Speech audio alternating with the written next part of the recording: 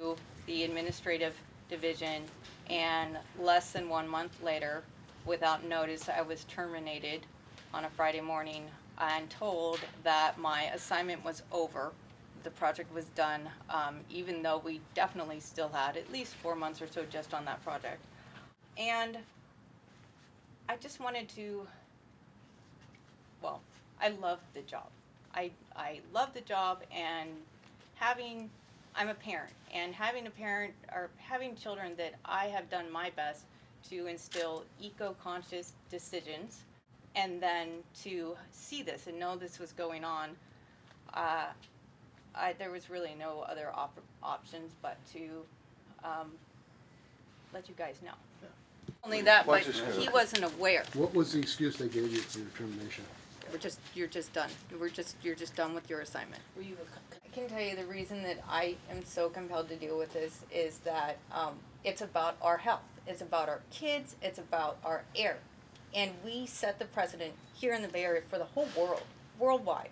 And if our agency is not doing right, which is and was the best agency, then everybody's going to suffer. So by not enforcing, and the data, this isn't just enforcement records. We know that there was physical handwritten data from 60 years ago, that if that is not retained, we don't have a benchmark to start with.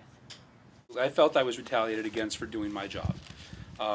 The allegations that they put on me, the suspension that when they initially suspended me, there was no verbal warning, there was no written warning. I showed up for a meeting and I was told that I was being suspended. Matter of fact, the suspension was to take place, it was a Friday morning, it was supposed to take place on Monday, and while I was in that meeting, my access to the network was shut off. This is before you were terminated. This was before I was terminated. And I just want to, I think there's also one additional thing that's important for you to add.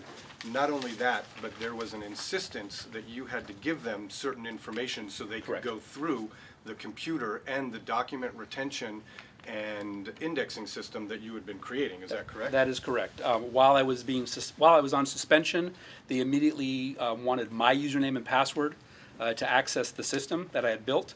I provided them administrative usernames and passwords, which they could do everything that I could do, but it just wouldn't be under my login. And they were very upset that I did not provide that. It's hard to say how long it's been going on. Can you come to the mic? Oh, I'm sorry, certainly. It would be difficult right now for me to tell you how long it's been going on. However, we do have solid evidence of a time period where it went on more often as we were getting closer to the building move. Because you have to understand, at that point, we were actually digging up physical records throughout the building, boxes that had been in boiler rooms, boxes that contained documents that we never thought we'd see again. And then as my staff went through the building and discovered these documents, they all of a sudden became an issue. What is that timeline? Rough timeline. At the time, our building move was supposed to be scheduled for the end of 2015. It got postponed. It got moved until sometime first or second quarter of 2016 when we actually moved. Can you tell us what are or 1991 for one and then in 1990 for the other, what are the policies about like retention? Like, is there a time when you can get rid of those documents, and should these documents still be existing? And can you just kind of explain what the policy is? So this is going to be ultimately the subject of some of the litigation, and I'm sure there's going to be very different views that may be expressed depending on what your perspective is about what has gone on here. What we do believe is that these are documents that fall into the category of settlements as well as violations that are supposed to be preserved because it creates the historic context of what has happened at a particular refinery or location or potential polluter. So we do believe that these fall into the category of what was supposed to have been itemized, digitized, and indexed for the retention policies. Let me just add that there were many, although these are examples of some old documents that I think were important given later Tosco refinery fire, there were many documents ongoing where were ongoing public interest, public requests for documents and ongoing litigation that we think were disposed of. So it's not just old documents that they got rid of. It would be difficult right now for me to tell you how long it's been going on. However, we do have solid evidence of a time period where it went on more often as we were getting closer to the building move. Because you have to understand, at that point, we were actually digging up physical records throughout the building, boxes that had been in boiler rooms, boxes that contained documents that we never thought we'd see again. And then as my staff went through the building and discovered these documents, they all of a sudden became an issue. What is that timeline? Rough timeline. At the time, our building move was supposed to be scheduled for the end of 2015. It got postponed, it got moved until sometime first or second quarter of 2016 when we actually moved. Okay. The claim that allegations were already raised a year ago and thoroughly investigated by an outside law firm. Yeah, I'd like to comment on that. Go ahead. Let me make one quick comment, and then I'll let Gary, because an investigation done by an agency can often have two different purposes. If they're truly investigating, they may be trying to get down to the bottom of what's going on. If they're not truly investigating, it can be done to try to cover something up. Right. And the question about an investigation is always, what questions are you asking, who are you speaking to, and are you really trying to gather the correct information? We believe the evidence will ultimately show that this was not really a proper investigation. They conducted an investigation. Well, they conducted an investigation with one person. Her name was Emily Prescott. She's a lawyer in San Francisco that does this work almost exclusively for the defense. And if you want to get an idea by going onto her website of where she's coming from, she wrote an article a few years ago entitled as follows: "How Those Jerks at Work Create Liability Problems for Employers," unquote. I think that'll give you an idea where Emily Prescott's coming from. During the time of my suspension, I was brought in for a couple of discussions, but none of them had to do with that particular interview.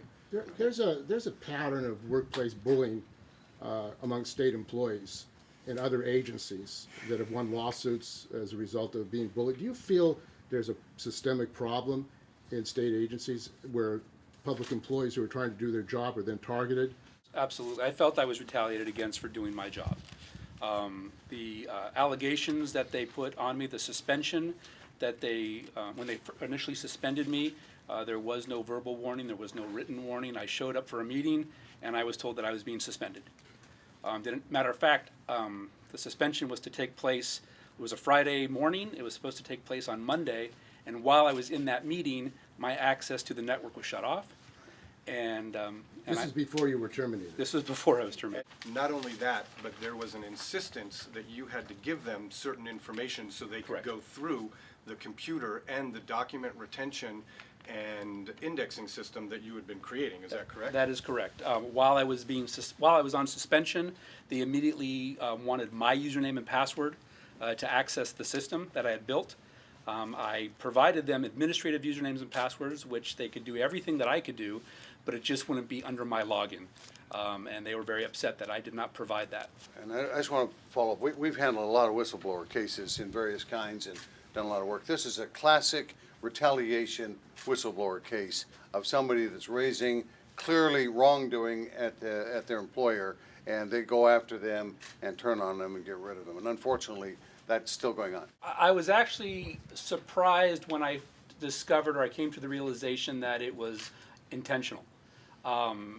Having records with a large government agency, having records get misplaced, someone pulls something out of a file and it disappears, happens, and I understand that, and we try to mitigate that where we can. But when I came to the realization that our executive management staff was perfectly comfortable with records disappearing and being destroyed, I was shocked. Each floor had a shredder, a large one, that they could place documents in without any check-in. Move forward a little bit. And then also, I regularly checked bins because we had this huge move. People were purging things left and right, and there would be kitchen items and then a file folder.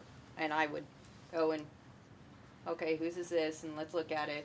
And then the same thing with dumpsters, but the dumpster things were a little more obvious that they weren't just the bags of stuff. There were big cardboard boxes of important documents, as Sarah has said, that we know, we're quite sure we're lost. It's hard for us to categorize, I think, anybody to say this is 10,000 documents or whatever. All we can say, and I think Michael has addressed this, is that we're quite confident that important regulatory documents, including documents of settlements, documents of enforcement, were improperly destroyed. Cabinet that we're talking about was, That particular cabinet supposedly was moved down there because it smelled, but it wasn't full of microfilms. It was actually microfilm. it was just like a file cabinet, like A big, heavy-duty file cabinet that was different than others. It was extra heavy-duty, like not the flimsy metal ones. But most of our stuff had to be heavy-duty because we have a lot of records. I came into this a little differently than Michael. Michael came in as an expert in his field 16 years ago. I came in a shorter period, but I came into a division that, which is run by Eric Stevenson, who's incredible, to a group of people that I had so much respect for. In fact, I felt like I was an outsider because I wasn't a scientist on the floor. We were in measurements, meteorology, and records, and rules, and records happened to be in that. And Michael had a lot of respect. People knew him. People knew what he did and how well he did his job, and people were very friendly with him. And that particular division was respected because of the way it was run, and there was no little stuff. There were other divisions that didn't run that way. So, but by watching that and seeing how these friendships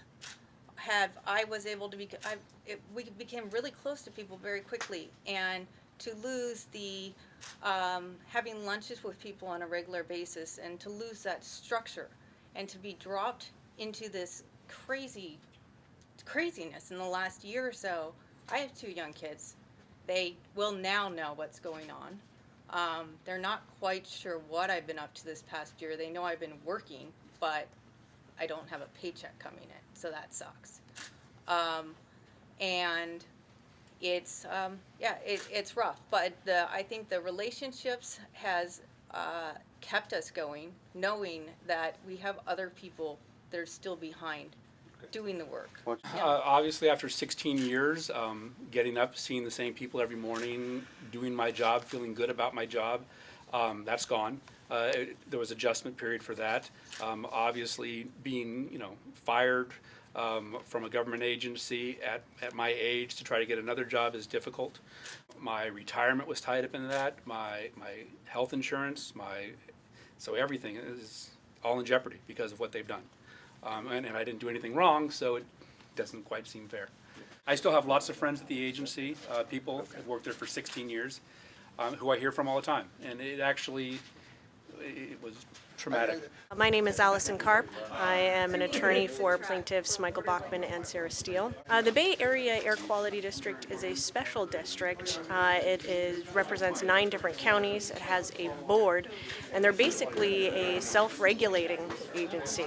The board is made up of politicians from 9 different counties.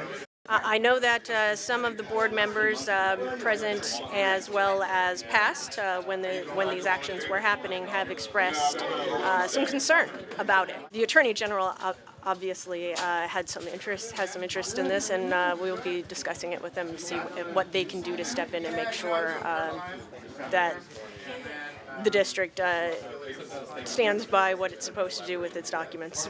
I mean, it seems like if they were illegally disposing of documents which were pertinent to cases as far as health and safety and the environment for the people of the Bay Area and California, do you feel that this might be an obstruction of justice? And has the district attorney and California Attorney General been called upon to do an investigation? It seems like there's state documents or public documents that were... So I think I'm going to answer that question, if I may.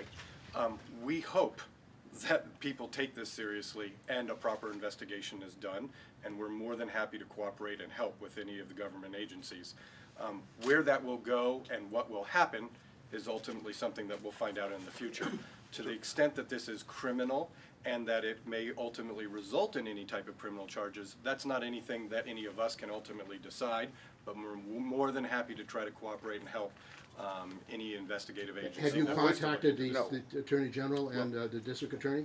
There has been some initial, we're in the process of dealing with that now. But I don't feel like we can go any further on that. We don't have any knowledge at this stage that any investigation is done by outside agencies. As Eustace says, I think that's appropriate, but it's something we have to be a little careful about.